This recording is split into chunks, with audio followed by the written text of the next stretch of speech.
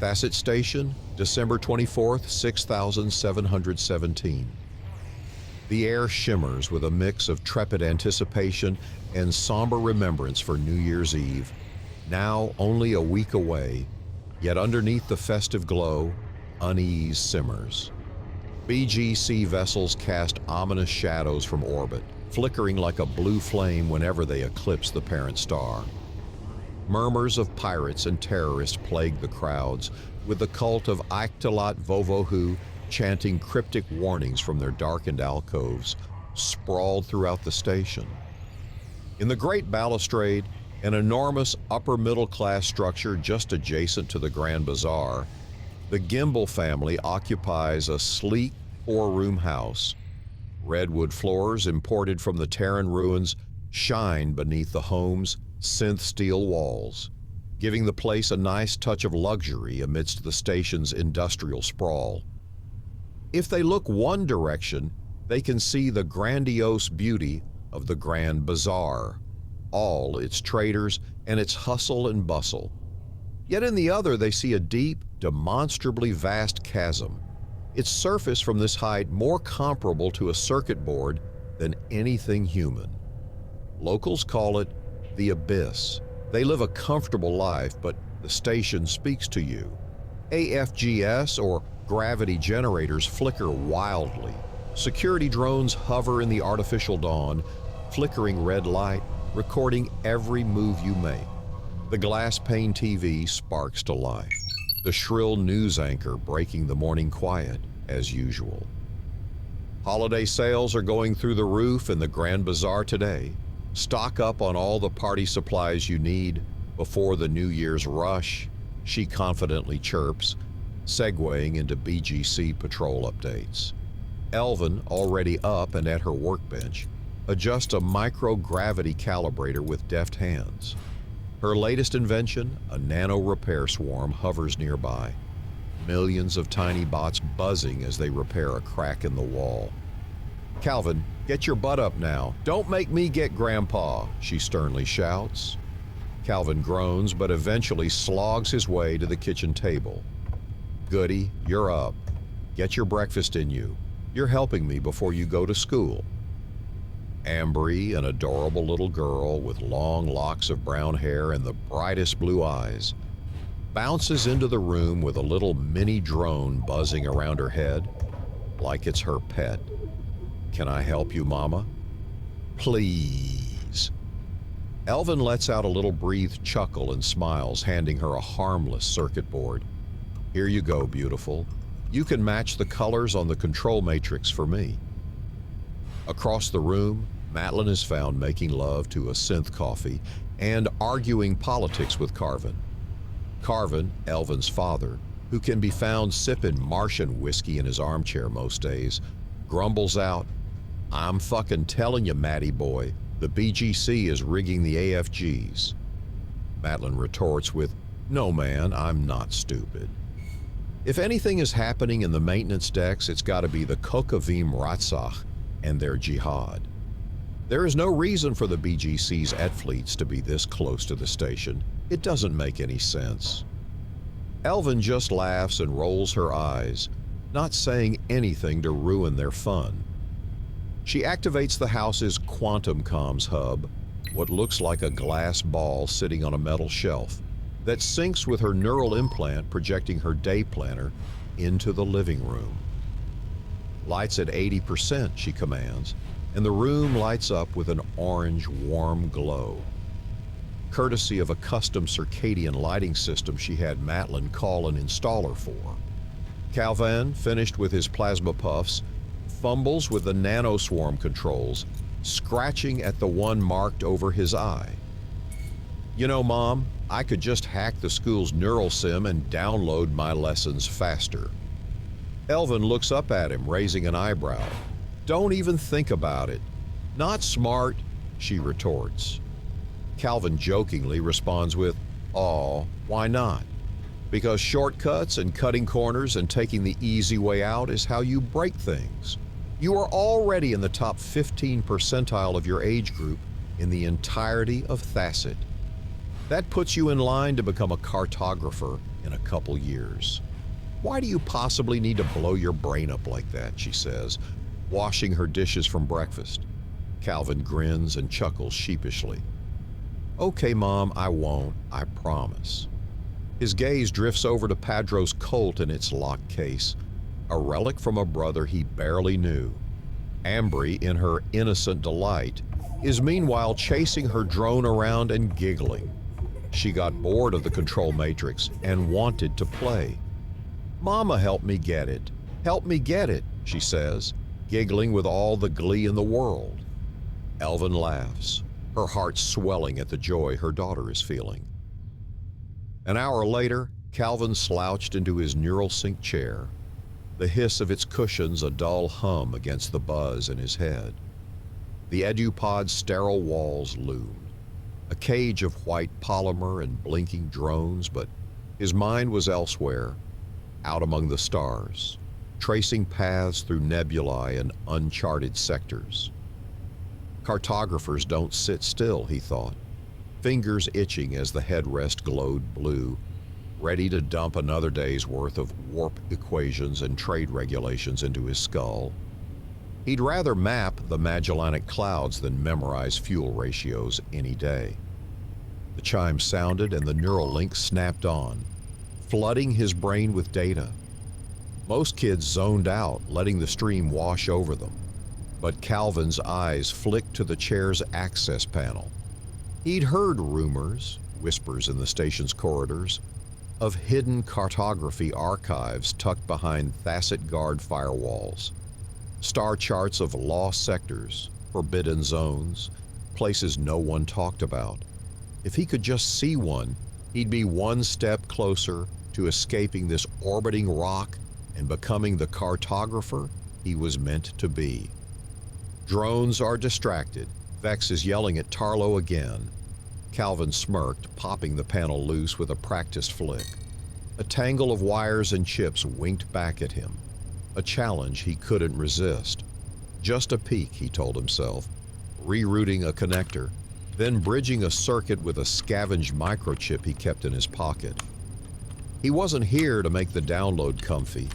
He wanted those maps, the real stuff, the kind Padro might have chased before he vanished. The neural feed hitched, a jolt spiking through his temples. Then, boom, the room exploded into light. Not just his pod, but every pod in the classroom overloaded, their projectors flaring to life. A massive, shimmering galaxy erupted around them, stars blazing, planets spinning, nebulae curling like smoke. Uncharted sectors pulsed in eerie greens and purples, a cosmic tapestry no one on Thassit was supposed to see. The class gasped, heads whipping up as the sterile pod dissolved into a sea of wonder. Calvin's breath caught. This is it. This is what it's all about. He stood, grinning like he'd just cracked the universe wide open and scanned the projection. Amid the chaos, his eyes snagged on a faint, unmarked star. A lonely dot glowing in a void beyond the known charts. It tugged at him, a quiet pull he couldn't explain, whispering secrets only he could hear. Gimbal.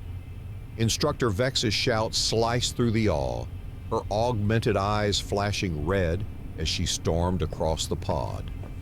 The galaxy vanished with a whine, the room snapping back to cold reality. You've tapped restricted archives again. What is this nonsense? Calvin spun to face her, charm dialed up to 11. Not nonsense, ma'am, just a field trip. Thought the class deserved a real view of the stars, you know. He gestured at the fading afterimage, unfazed by her glare. Lunch detention, Vex snapped, her voice steel. Reset your pod, now. He shrugged, kneeling to undo his handiwork as whispers rippled through the room. A girl, Lyra maybe, shot him a sly grin from her pod, clearly impressed. Calvin winked back, all swagger, his mind still on that mystery star. Trouble? Sure. But he just turned a dull lesson into a legend. By noon, while the kids are at school, the others spill out into the Grand Bazaar's dazzling chaos for the day. Holographic ads float mid-air, Pleiadian silks half off, while personal AI assistants chirp out shopping lists to passersby. Elvin's personal drone assistant, a metallic cone-shaped object with a black screen on front named Zephyr, hovers at her shoulder, scanning for deals and alerting her of faulty tech. Matlin and Elvin walk hand in hand, whispering sweet nothings in each other's ears, and kissing for a brief moment before splitting. Matlin eyeing out different toys and products for the kids' birthdays, such as a quantum lock toolkit for Calvin or a holopet for Ambry, while also searching for deals on parts for his skimmer mechanic shop. Elvin, meanwhile, examines a vendor's faulty grav well stabilizer. Your phase inverter's misaligned. See the flicker? She tweaks it with a handheld calibrator, earning a grateful nod and extra credits. Zephyr scans the device, projecting a diagnostic hologram for the vendor. Carvin lingers by a spacer stall, trading war stories. Dodged a BGC skimmer once. Damn near took my head off, he brags, earning a nod and a grin. Back home, lunch is synth protein stew spiced with Terra's last flavors, served by the house's smart chef, a sleek, voice-activated unit Elvin hacked to perfection, now upgraded with a flavor synthesizer that mimics rare Terran spices. After eating, the family gathers in the living room for their weekly neural sim session. Elvine syncs the system, her custom interface glowing. Today's lesson, Terra's final days, she announces, casting a sidelong glance at Carvin. She activates the Neural Sync sim pods, custom-built for each family member, which adapt to their brainwaves for a fully immersive experience. The room shifts into a holographic battlefield. Earth's war-torn skyline, circa 6678. Carvin's eyes mist over as he points to a crumbling tower. That's where Sicky and I held the line. Ambry, wide-eyed, grips Elvin's hand, her SimPod projecting a softer, child-friendly version of the scene. Was it scary, Grandpa? Carvin softens. Terrifying, kiddo. But we fought for home. Calvin, immersed, traces a holographic skimmer with his finger, his pod enhancing the visuals with tactical overlays. Did you ever see a planet wrecker up close? Carvin's jaw tightens. Once. Pray you never do. The simulation fades, leaving a somber silence. Elvin squeezes Ambry's hand, her voice gentle. That's enough history for today. She switches the VR to a serene star field, Calvin's favorite, using the stellar cartography module she installed last week. Ambry dances beneath it. Calvin, inspired, pulls out his holo-sketcher and starts designing a starship, his one glowing faintly as he focuses. As dust settles, the house's smart system, customized by Elvin, dims the lights with a gesture. Lights 70%, she commands, and the room softens to a warm glow, the circadian lighting shifting to promote relaxation. The TV chirps about New Year's festivities, but Carvin's voice cuts through. Earth's tragedy? Massacre, more like. BGC's hands were bloody. Elvin's temper flares. Not around the kids. Matlin steps in, calm as ever. Let's focus on the present, all right? Elvin activates the sound dampening field around Carvin, muting his rants for the kids' sake. Ambry tugs Carvin's sleeve. Story, Grandpa. He sighs, launching into a gentler tale of Earth's green fields, his voice softened by the sound dampener. Calvin sprawls on the floor, tweaking his holoprojector. It sputters to life, casting a glitchy but beautiful binary star system across the ceiling, enhanced by LVN's holo enhancer lens. Look, Ambry, it's the rings of Taristo where Padro, he trails off, swallowing hard. Ambry, sensing his sadness, crawls over and hugs him, her drone nuzzling his cheek. "It's pretty, Calvin. Padro would love it." Bedtime brings Elvin's tender touch. She tucks Ambry in, activating a soothing holographic mobile, twinkling stars and giggling bots, now upgraded with a Dreamweaver module that projects calming visuals based on Ambry's brainwaves. "Sweet dreams, my spark," she whispers. In the next room, Calvin clutches a small, glowing circuit. His latest project, a miniature warp coil he's been struggling to stabilize. "Mom, do you think Padro would have liked it?" Elvin kneels, her voice soft. "He'd be proud, love, just like I am."